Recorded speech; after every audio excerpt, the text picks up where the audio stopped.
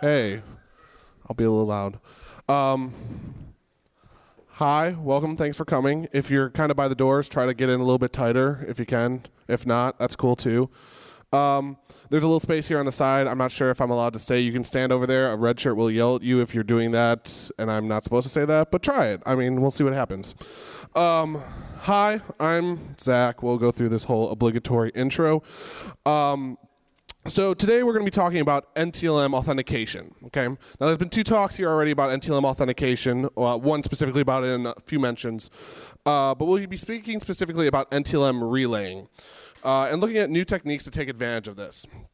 And we're going to look at corporate impact. This is not going to be focused on end users, the general populace. We're going to be focusing on corporate environments with a new shiny tool set. And by new shiny, I mean, I took a pile of crap and put a little shine on it. And a demo, we'll see. And hopefully a few ways you can protect yourself and not just talk about the pwnage. So what's the goal? Get domain admin or sensitive data. I mean, domain admin isn't everything. In 60 seconds or less. Now you may see some Archer themes throughout here. How many people have seen Archer? Better yet, how many people have not seen Archer? I feel bad for you all. You all got to go Netflix that. So who am I? I'm Zack, Fasel. This is actually relatively recent. I just started my own company, Dubsec Labs. Wednesday I quit, so my old job. So yeah, it's relatively new. I'm out of... So, based out of Chicago. Come by ThoughtCon if you can. I'll be at the party tonight DJing. Stop on by, say hey after I'm done, and we'll have fun. So everyone's got their certification credential page. These are mine. And the words of Bruce Potter, don't believe anything I'm about to say. So we got 95 slides. Let's get started. We're going to talk about LM and NTLM, and we got to give a little backstory. So hopefully this will be the 7-minute intro to LM and NTLM and all its flavors. So what is LM and NTLM? LM and NTLM is the Windows hashing algorithm as well as the network authentication for Windows World, for domains, for personal hosts. So there's kind of the 2 facets, the hashing and the network authentication. So let's start with the password hashing. First off with the password hashes is how it keeps track of your password, right? So it's stored on the local machine for the local account as well as in the memory for the accounts that are currently logged in. We're not going to go into too much detail because there's a bunch of other stuff about this, but we'll touch on the high level because we need to know this for relaying. So it's also stored on the domain controller to know who you are as a password hash. Doesn't store your clear text, it stores your hash. So LM's bad. We've all heard about how bad LM is, how long it's been bad, and we've been going on and on about it. But for those of you who are just joining us, LM takes your password, splits it into 2 7-character chunks, capitalizes it. That's bad, okay? So we'll take and be able to brute force the password because it's capitalized, and tables are pre-created for this, yada, yada, yada. We've been over this 100 times. So here's an example hash. If the password's hunter2LOL, it splits it into hunter2 and LOL, capitalizes all, gives it 2 hashes, puts it back together, and there's your LM hash. We know it's easily to crack, and there's pre-computed tables out there. Basically a brute force combination of every possible password. We're going over this fast because hopefully this is old news. So how is NTLM better? The other facet of it. Well, NTLM uses a real hash of the whole password, okay? It's MD4 based, I believe. I heard yes, that's good. Like I said, don't believe a word I fucking say. And so unlike the LM, the first hash is the LM hash, where if it was hunter2, the hash would have been 93 blah, blah, blah, that whole thing. You can see how it's not repeated. Awesome, that's NTLM. So how do you obtain hashes from systems? There's all these talks about it, all these cool tools, where it's stored, but we only have 50 minutes, well 45 by now, so we're going to just get through this. Then there's NTLM Network Auth. Network authentication is used for various services, right? So we've got 3 different ways we can authenticate using network authentication. We've got plain text, NTLM, and Kerberos. There's a few others, but in Windows World, these are kind of the main 3. And it uses SPNego to negotiate what authentication it's going to use. So there's a 3-way handshake in NTLM. Type 1, Type 2, Type 3 message. And we'll go over each of those parts in a second. But I'm just going to let this sink in for 2 seconds. If you look, the client, ooh, I have a laser pointer. The client authenticates to the server, says, hey, I'd like to authenticate. Here's what I support. Type 2 comes back saying, hey, here's a challenge, and so on and so forth. So again, here's a Wireshark dissection of NTLM network authentication. Basically showing, oh, I love this laser pointer too. I've never used one before. It's so fun. Here it is negotiating with the flag saying this is what I support. Type 2 message from the server comes back saying, hey, I'm a part of domain. I support this.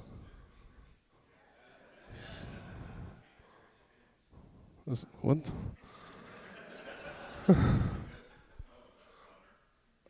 Oh, hold on one second. Let me yell. Yes, God? Is that coming over the top speakers? I don't want to touch stuff. Hold on one second.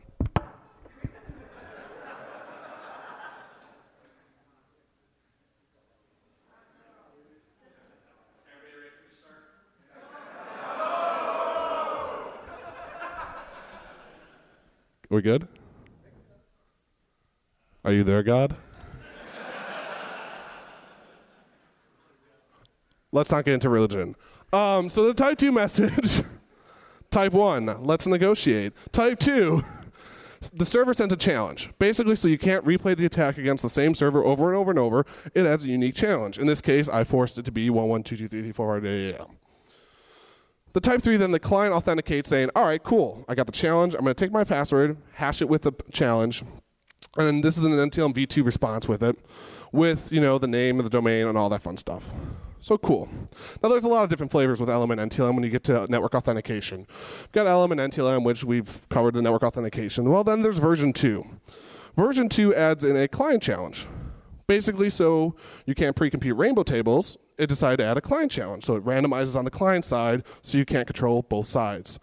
And so we'll go more into that later. And then signing as well is another function of NTLM. So what's the problems?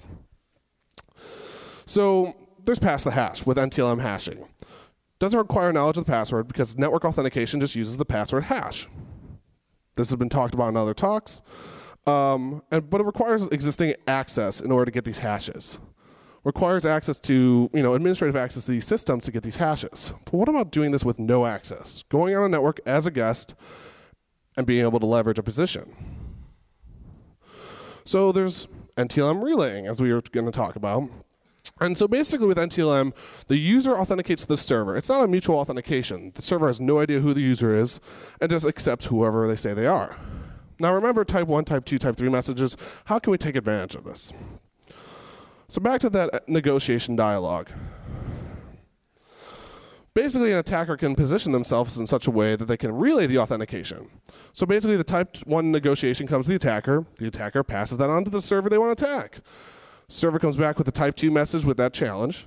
The attacker goes, cool, thanks for the challenge, sends it to the client. Client then authenticates to the attacker.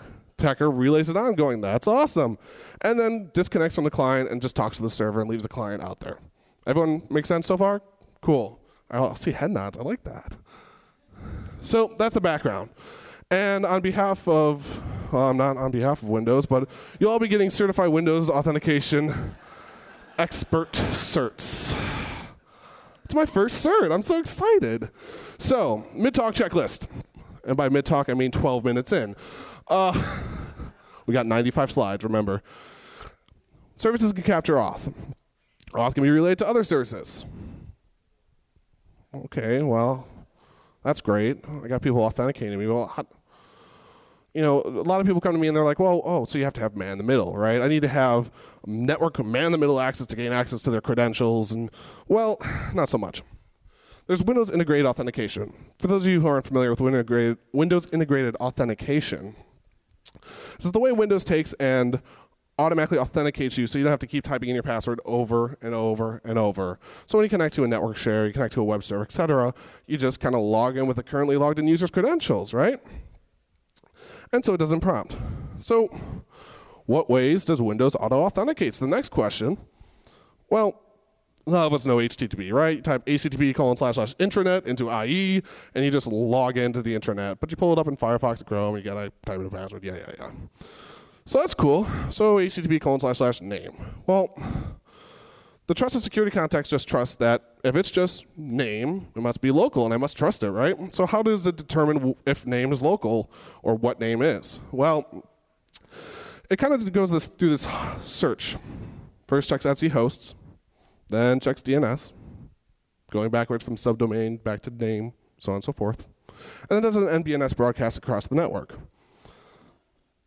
What's NBNS, you may say? Well, NBNS is a network broadcast for a name lookup in Windows World.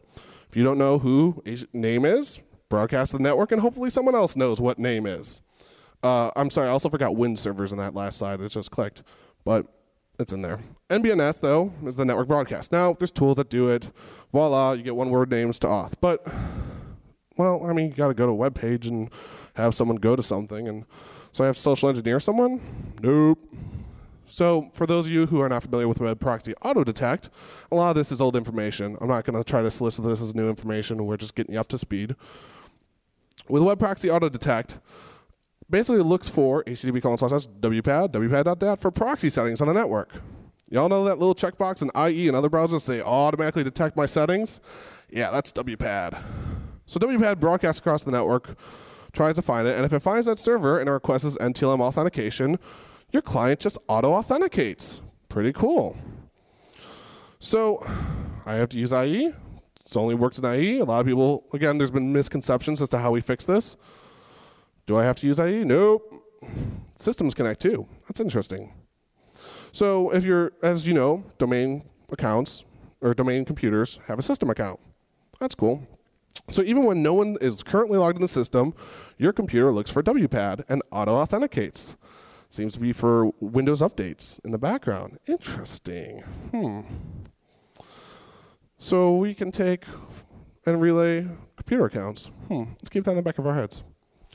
So again, this has always, been a thought of people are like, well, you got to be internal to your network. You got to, have to be on the same LAN. Let's just isolate people more. So that goes in the whole facet of, do I need to be on the same network on the same LAN? Oh man, I'm halfway through my slides, damn it. No, you don't. So as we were saying, it does that name lookup, right? http://name, right? Do I need to be the same LAN? Well, think about dynamic DHCP host names. Think about also DNS poisoning. That's interesting. So we have other ways we can get computers to auto-authenticate to us, right? So HTTP only, I mean, everyone's getting bored saying, oh, you got to use IE, this is a boring talk.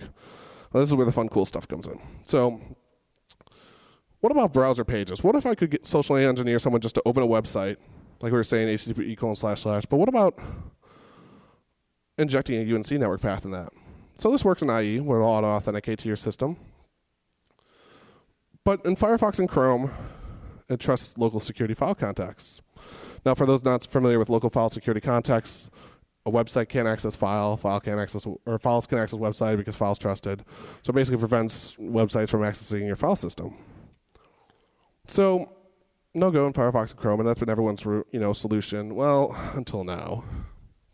So this is kind of some of the new stuff here. So with NTLM relaying and with connecting to a website for that, there's these things called plugins for websites. And everyone's pretty much got iTunes installed in their boxes by now because, God, I love those iPhone users.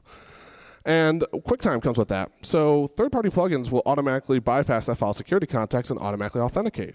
That's interesting. So the other way you can also do it, and I forgot to include the side, but forcing a download. You all know the forced download header? Yeah, well, it turns out that puts it into a file security context and temp. Oh, automatically connect. So we've got web browsers connecting to this rogue server, authenticating to it over SMB. But Chrome's a little bit of a pain. It actually prompts you saying you need to run QuickTime and the other plugins. So good job, Chrome.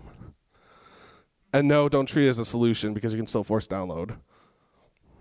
So what about the Office Suite? Another way we can get to auto-authenticate to the server is using the Office Suite. Well, Word docs taken referencing UNC network paths, SMB shares, will automatically connect when you open up the Word doc. And Excel and PowerPoint, and that's cool. I can send a resume, someone opens it up, auto-authenticates to me, that's cool. But what about just straight in Outlook? Yeah, Outlook supports HTML emails and systems will auto-authenticate. That's interesting. Cool. Well, let's extend this further. Let's go on and focus on, if we already have access, we don't need to socially engineer someone. Well, desktop.ini files using a icon path will connect to that, as well as LNK files. So we're talking about all this. We're going internal, yada, yada, yada. That's great. But what about external? Well, it turns out, for those of you who don't know, is that SMB will connect over the internet if you don't firewall it. Now, by default, a lot of ISPs will firewall, or consumer ISPs will firewall outbound SMB, right? But a lot of businesses don't. And you find this out the hard way. Basically, a network path of an SMB share in a website will connect over the internet. Yes, over the internet. That's awesome. So we've got authentication coming in. That's cool. We got the server. We got authentication coming in. We can relay it. But where can we relay it to is the next big question. I need water. Hold on one second.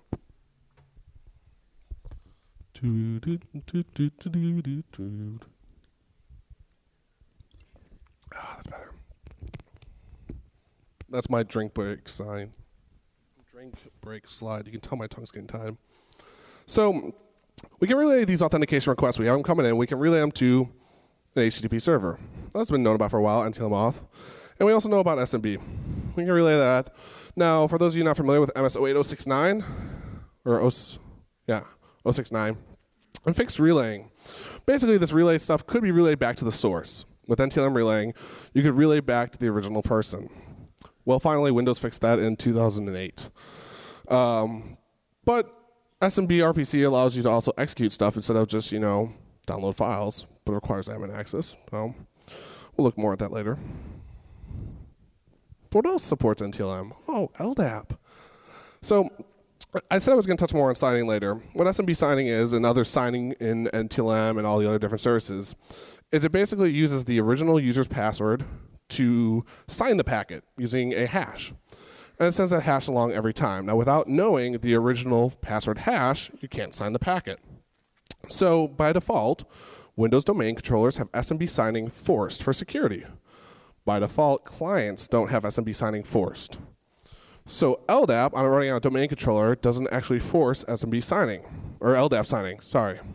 Forces SMB signing, does not force LDAP signing. And LDAP supports NTLM. So we can now relay to domain controllers using NTLM relaying to LDAP. That's kind of cool. The only caveat is that we can't do that unless there's can't change password unless SSL is enabled. And SSL is enabled by default in LDAP. Something to keep in mind. So there's other things we can possibly relate to. There's been a lot of talk about this in the industry, and no one's really put the time and effort into researching it. But there's remote desktop, VPN, Telnet, FTP. A lot of these include NTLM. I haven't done personal research into it, so we'll move on, but something to keep in the back of the mind to look at later. But internal only, right? We're talking about relaying internal. That's great. Got to be internal network. That's boring. We'll do the great firewall of China around our network, and we're good. So what about externally?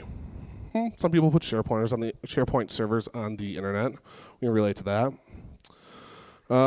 That's cool. Not a lot of people have SharePoint exposed to the internet. So it's something to keep in mind. But something that is exposed by most people are interfaces for the mobile phones for email. And so Exchange. Oh, Exchange. How many people are familiar with Exchange on their phone? Yes? Cool, great, awesome. Well, Exchange Web Services is the new flavor of Exchange RPC, which Microsoft has switched to authenticate your phone. This supports NTLM by default. So we've got a few different things here. That's the XML. Moving on. We have a few different pieces together. Let's put them together. So let's look at 3 scenarios. We talked about all this relaying stuff. It's all kind of like, oh, this. Let's put 3 pieces together, or 3 different scenarios to show how this attack could be carried out using NTLM relaying, right? So first off, let's talk about the internal employee. We'll call her Pam.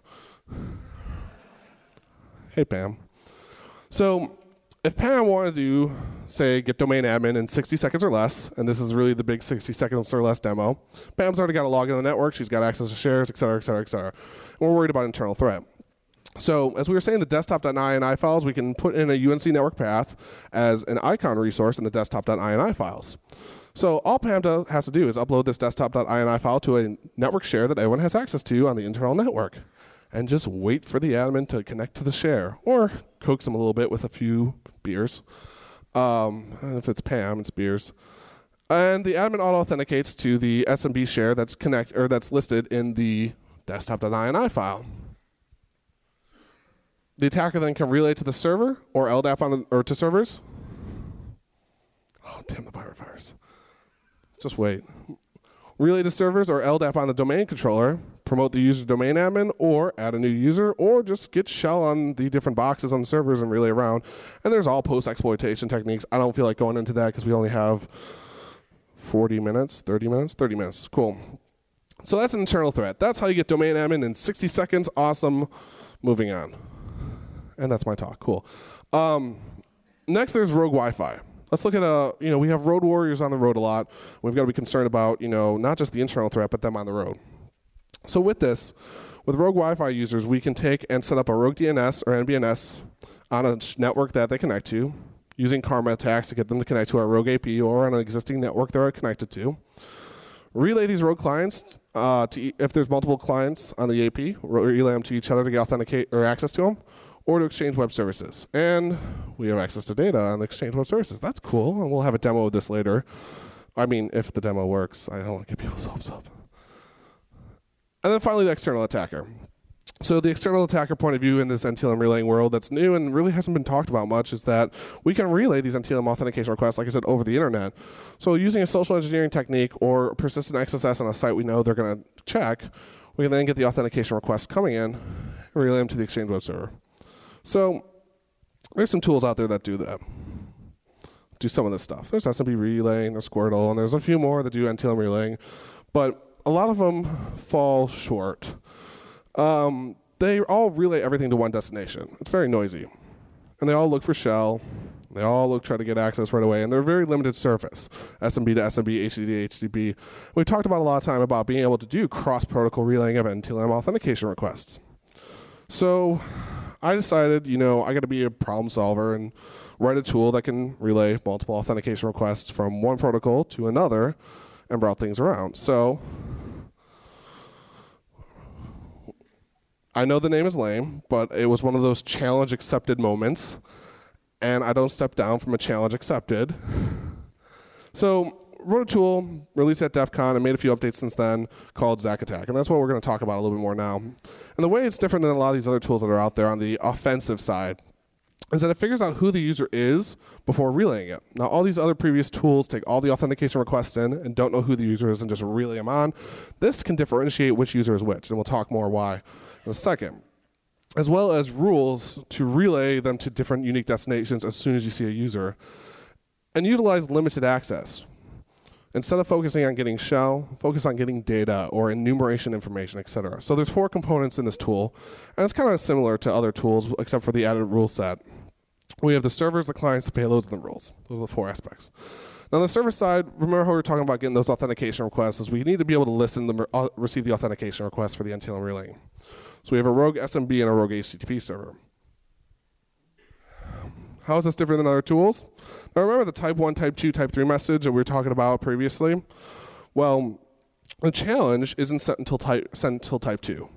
And we have the user connecting to us at type 1. We don't know who they are until type 3.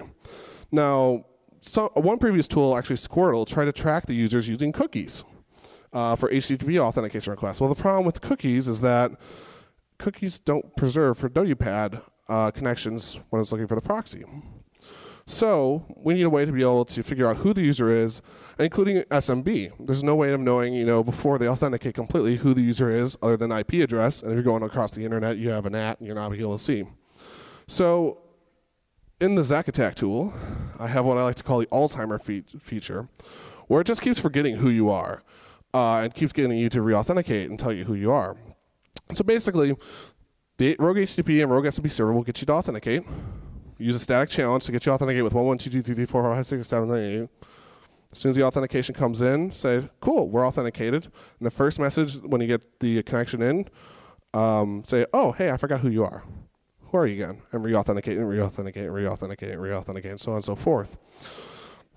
Which is cool and all, but we just have people authenticating to us, and that's nothing, right? It's just a server payload. But how do we integrate this into other stuff? Well, we got to get people to authenticate to us, right? So instead, the ZackAttack tool is auto-generation for payloads. Really, the goal of this tool was to be the fire sheep that was to HTTP and HTTPS for NTLM relaying. So I'm trying to make this as easy as possible. So we have payload generation. Auto generation of desktop.ini, the HTML files, Word docs, and emails, and the LNK files we have to do manually because it's a pain. But how to create the payloads automatically, as well as the HTML payloads for IE, Firefox, Chrome, and Safari, as well as a JavaScript payload that I'm finishing that up. That should be posted next week for sure. I shouldn't say for sure on video. Maybe. So we got people authenticating to us, we got the server, we got the authentication request coming in. The next part of the tool is the client, right? Where can we connect to? So we can connect to SMB, as well as there's a SOCKS proxy now written for the tool that you can basically use whatever SMB tool set you want and relay it through SOCKS. It's pretty cool. I'm kind of excited about that because I wrote that on a plane ride and it worked out somehow. As well as HTTP, Exchange Web Services, and LDAP. And then also the rules. Now, as I was saying, that's different about this tool is that there's a rule set we can write for it. With the rule set, we can basically say when you see X user, because we now know who all the users are, connect them to Y server using this service and perform these actions. So we can pre-populate these rules. So as soon as if we see a user just authenticate to us once, we don't have to send them to one source. We can set rules as to where to relay them to. So the slide everyone has been asking me about. We're going to try a demo, and we're going to try a live demo. And please bow your heads and say a prayer to the demo gods real quick. This is just in case. This is Zima. Oh, I do not follow the iced bro. I'm sorry. But oh, come on. Boo! Drip Chuck! Wow, that was like such a weak boo. That was like, I guess I have to peer pressure. Thanks, buddy. It's not, oh, God. Horrid. All right. So,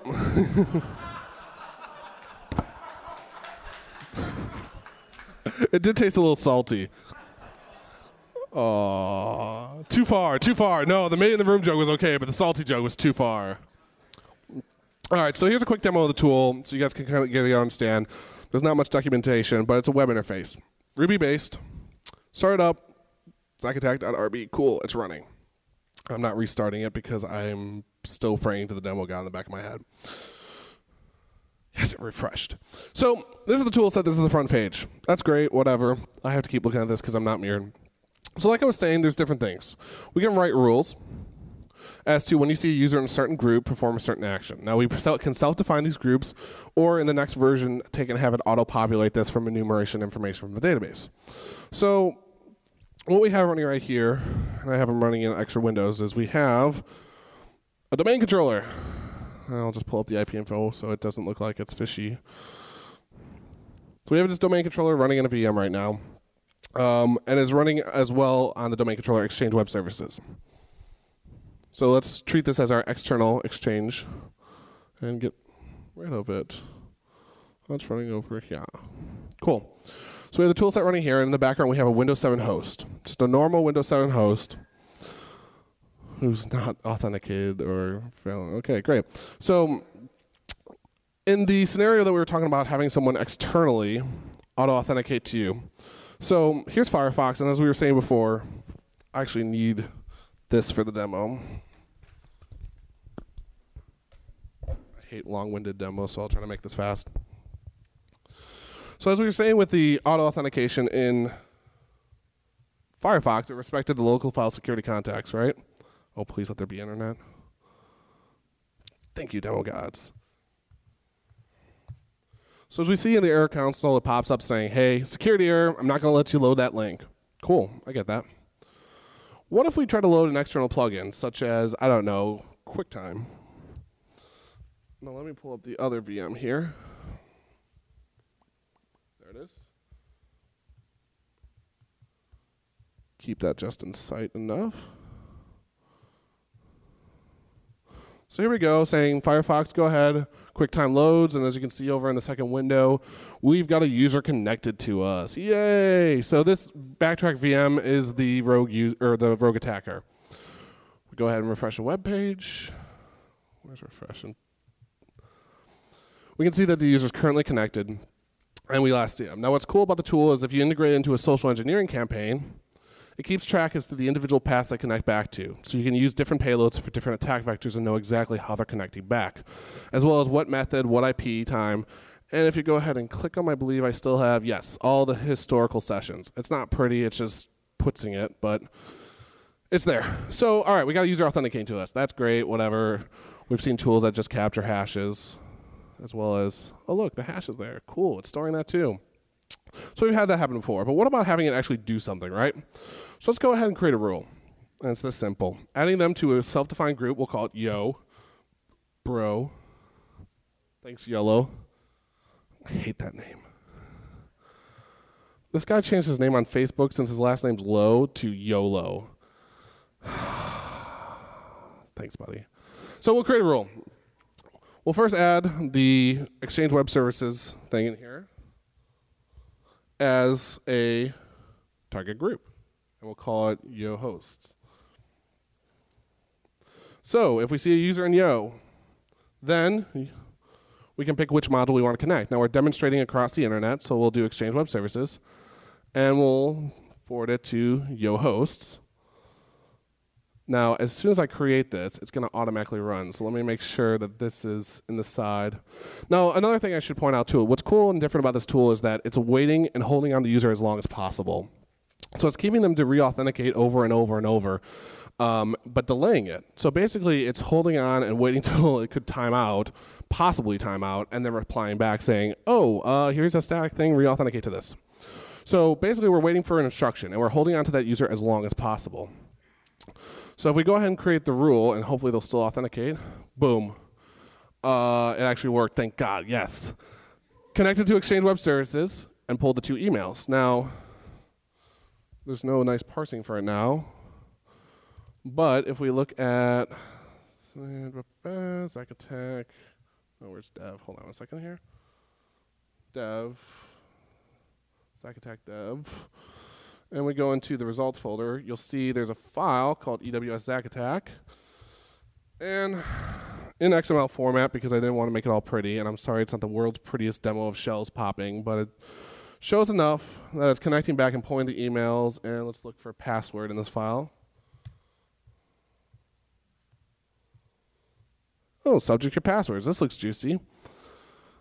Domain admin account, your login is password 1. Oh my gosh, that's a cool email. And to go ahead and show and not have people go, oh, you totally just faked this, because I know everyone's going to say that. Because everyone wants their money back on this bet pool.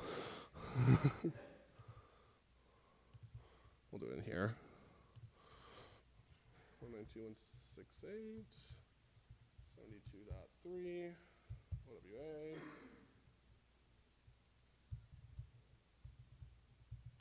Trying to make this demo go fast. Oh, God, make me actually do stuff. Oh. So it was user, and I already know the password because this is preset, and there's the emails that I pulled. So here's the your passwords email. Voila. Oh, look, same email. That's cool. And as an attacker, I just saw that all here, relayed. Awesome. So that's the demo. It's not all fantastic. It works!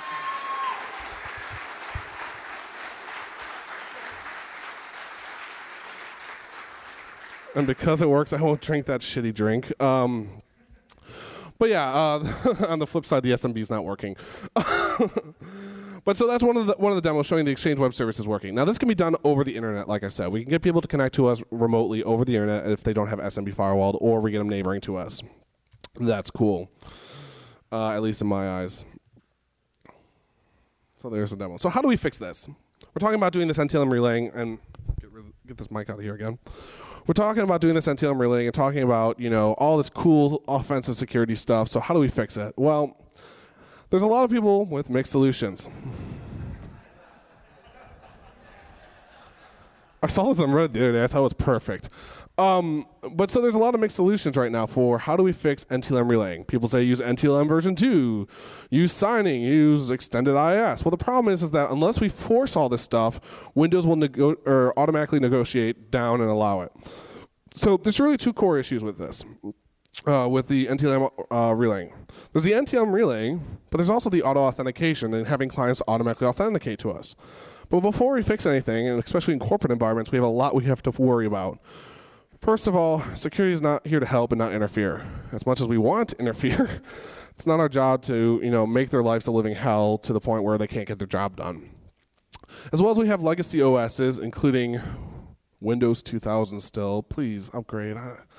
But people still have Windows 2000 in their environments and they can't upgrade. It's business, right? They don't have support for everything, as well as third-party devices that may not support SMB signing and all this other stuff. So in a perfect world, in the dream world, if you can set up your domain with Kerberos only, NTLM disabled, SMB signing force on everything, LDAP signing force on everything, external HTTP servers requiring client SSL certs and VPN, and yes, Exchange 2 requiring client SSL certs, you'd be secure. And that's how you fix it. Great, no. But the problem is telling people that, hey, you've got to force Kerberos tomorrow and fix this problem isn't going to work. It isn't going to get adopted. And if any of you were in Bruce's talk earlier, we were talking about this idea of, actually fixing stuff and not just saying, oh, passwords are a problem. Oh, we got to do this over and over. There was a lot more to the talk. Please don't use that as a summation of his talk. Shitty summary. You call it that. But that's in the perfect world, right? But there's a lot we have to consider, right? So like I said, there's the two core issues, the NTLM relaying and the automatic authentication. So when you go to fix it in your environments, if you're a sysadmin or you're making recommendations as a consultant, keep those two things in mind when you make the recommendations. So in Windows 7, there's some group policies. You can go ahead and Windows 7 introduce these GPOs in order to take and monitor NTLM traffic in order to phase it out. How many people here are sysadmins or on the defensive side? Just out of curiosity. And you guys probably work with group policies a lot in the fun way. Hey, how many people actually enforce NTLM, blocking NTLM authentication in this group policy? Anyone? I know it's a shitty survey right now, but yeah. I've never seen in my offensive security work an organization restrict NTLM. Never seen it. I'm sure there are some that do, but they're the 1%. So in Windows 7, there's that group policy. But, it's only in Windows 7 and Windows 2K8. We still have XP, Vista, and other legacy OSs we need to think about. And like I said, unless we block this on all, we still are going to find that one client who can auto-authenticate to us. And some people say, well, firewall outbound SMB. And yeah, it'll stop some of it. Stops you from an attack. So that's one solution. Go ahead and put in good egress firewall rules so you can't connect externally. But again, it limits some exposure. But what about when they're on, your mobile workforce users are on another hotspot or they're out on the road? So it doesn't really fix shit. As well as NTLM v2. So like I said, really, this is something we need to start moving forward to in a defensive point of view and making these recommendations to clients and working towards slowly going towards this. Now, in a short-term stopgap, obviously, SMB signing forced helps block internal threat of people relaying to SMB, but you still have Exchange Web Services. There's a lot to consider here. So in the end, we need to start rolling away from NTLM and NTLM authentication. But the problem is it's not going to be fast. So really, this is also a call to people to start pushing out that message of we need to stop NTLM. We've been talking about this for years. We've been talking about this since 98, probably. I think was the first mention of it, or 96. Anyone remember? Call bullshit on me. I don't know what year it was. Anyone? No. Okay, interesting.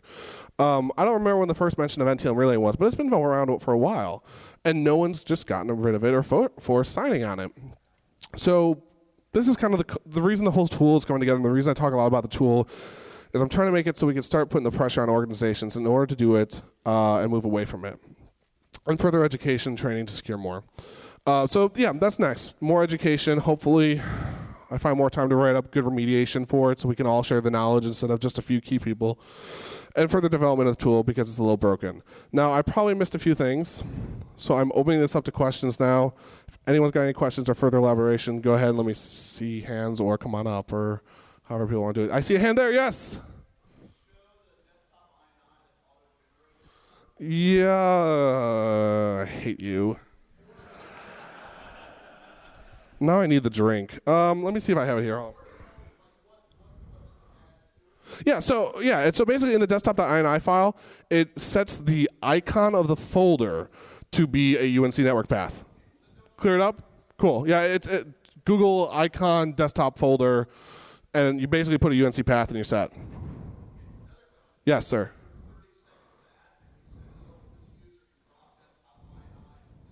Yes. So they have write access to a network share. So basically, you have a community network share, and basically you have a bunch of people who use it, upload reports. Yeah, yeah. If they have write access to a share, yeah. I mean, so if they have write access to a common share, yes. There's other ways. That was the scenario I painted. You could also send them an email with a Word doc and all the other ways we got to auto-authenticate. But that was the way I picked, so it was in the background. It wasn't obvious. So, other questions? I'm not missing any hands or throw something at me. Cool. For those of you who don't want to raise your hands, I'll be up here for a little bit because we still have 5 minutes, give or take. I didn't get a 5 minute, yeah. So I'll be around here for 5 minutes while I wrap up. And otherwise, thanks for coming on by, guys, and I'll see you tonight.